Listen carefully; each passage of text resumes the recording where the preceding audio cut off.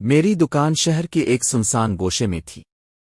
صبح سے شام تک میں اسی چھوٹی سی دکان پر بیٹھ کر اپنی روٹی کمانے کی تگودو کرتا۔ گاہک کم ہوتے گئے مگر میں نے ہمت نہیں ہاری۔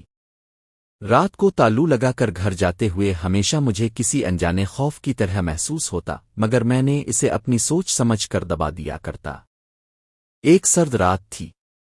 بارش کے بادل گرج رہے تھے اور سڑکوں پر روشنی مدھم لگ رہی تھی۔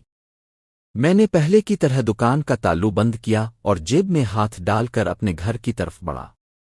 جیسے ہی میں قدم بڑھا رہا تھا ایک سائے نے میری طرف رخ کیا۔ میں رک گیا۔ وہ سایہ ایک نوجوان لڑکا تھا۔ اس کی عمر 20 سے 21 کے درمیان لگتی تھی۔ اس کے کپڑے گندے اور آنکھیں بے قرار تھیں۔ میں نے آواز میں سختی لا کر پوچھا، رات کو یہاں کیا کر رہے ہو؟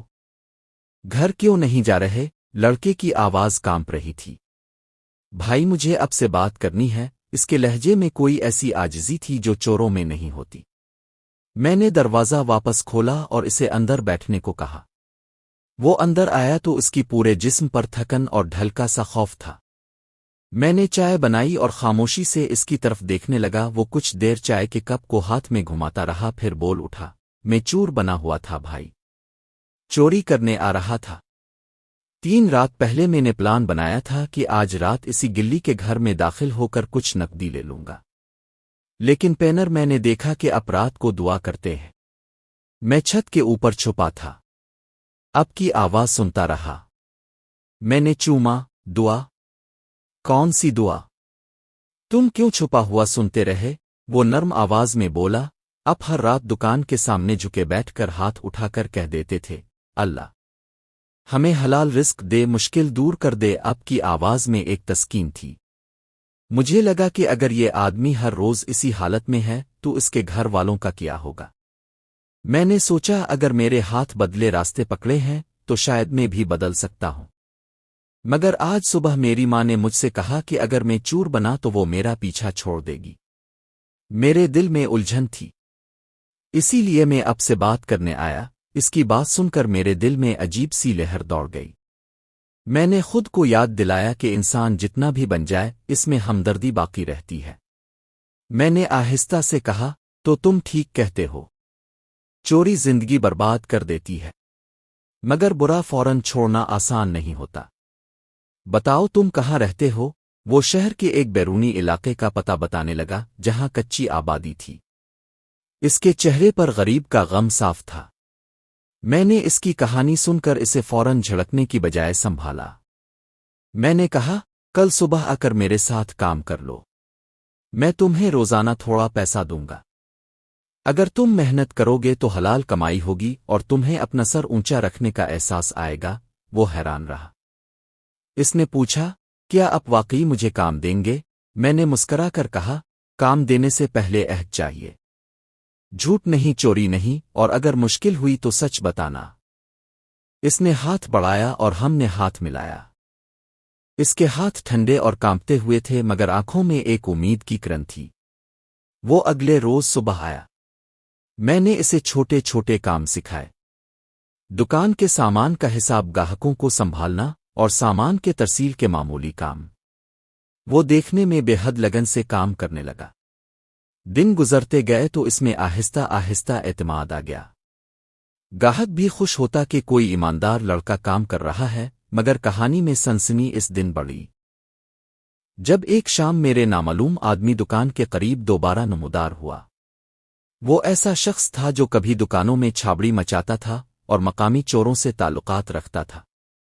اس نے لڑکے کو جاتے ہوئے دیکھا اور اگلے دن شام کو میرے پاس آیا۔ اس نے مجھ سے کہا، یہ لڑکا ہمارے ایک حکم کی خلاف ورزی کر چکا ہے، وہ تمہارا کارکن بن گیا ہے، اگر وہ ہماری بات نہیں مانتا تو ہم سختی کریں گے۔ میرے اندر کا خوف بیدار ہو گیا۔ میں جانتا تھا کہ ایسے لوگ خونی ہو سکتے ہیں۔ میں نے لڑکے کو خبردار کیا اور کہا، اگر وہ تمہیں پریشان کریں تو فوراً بتانا، ہم مل کر حل نکالیں گے۔ پھر ایک رات لڑکا گھر واپس نہیں آیا۔ میں نے انتظار کیا مگر وہ نہیں آیا۔ اگلے دن گاؤں والے بولے کہ اس کے بارے میں کوئی نامعلوم لوگ پوچھ رہے تھے۔ میرے دل پر پتھر پڑ گیا۔ اس رات مجھے نیند نہیں آئی۔ میں اپنی دکان بند کر کے اس کے پاس چلا گیا اور وہاں مجھے ایک پڑوس نے بتایا کہ لڑکا درندگی سے بچ کر شہر چھوڑ کر جانے والا ہے، مگر وہ علاج کے لیے شہر واپس آ رہا تھا۔ مجھے بے چینی ہوئی۔ میں نے فوراً اس کے خاندان کو تلاش کیا اور اسے اکٹھا کیا۔ لڑکا ڈرا ہوا آنکھوں میں دکھ لیے واپس آیا۔ اس نے کہا کہ کچھ لوگوں نے دھمکی دی تھی، مگر جب اس نے سچا موقف رکھا تو وہ لوگ ڈرے اور چلے گئے۔ آخر کار اس نے خود ہمت کی اور سیدھا راستہ اختیار کیا۔ کئی مہینے گزرے، اس نے محنت کی۔ کبھی غلط راستہ یاد آیا تو ہم نے مل کر بات کی۔ ہر بار جب وہ ہمت ہارتا تو میں اسے وہی سادہ سی کتاب دیتا جسے میں نے خود چھوٹی سی دکان سے خرید رکھی تھی، اور کہتا کہ صبر اور محنت دونوں لازم ہیں۔ وہ آہستہ آہستہ خود مختار ہو گیا۔ اس کی آنکھوں میں وہی قباحت ختم ہو گئی جو پہلے تھی۔ ایک دن اس نے مجھے مخاطب کر کے کہا، بھائی اب نے میری زندگی بچا لی۔ میں چاہتا ہوں کہ میں بھی کسی بچے کی مدد کر سکوں۔ میں نے جواب میں کہا، یہی زندگی کا اصل اجر ہے۔ انسان جب دوسروں کے لیے دست توسیع بڑھاتا ہے تو معاشرہ مضبوط ہوتا ہے۔ آخر میں وہ لڑکا اب نہ صرف اپنی روزی کماتا بلکہ اپنے محلے میں بچوں کو اسکول بھی بھیجنے لگا۔ اس کے گاؤں کی عورتیں کہتی ہیں کہ اب ان کے بچوں کے چہرے پر سکون ہے۔ میں جب شام کو دکان کا تالو لگا کر گھر جاتا تو اب مجھے وہ خوف نہیں ملتا تھا۔ صرف ایک نرم سی اطمینان ہوتی ہے کہ ایک انسان نے غلط راستہ چھوڑ کر سچا راستہ اپنایا ہے۔ سبق: آسان راستے اکثر وقتی اعتبار سے مفید دکھائی دیتے ہیں، مگر آخر میں عزت، سکون اور ایمانداری ہی حقیقی دولت ہے۔ کبھی بھی کسی چھوٹے سے عمل کو کم نہ سمجھیں۔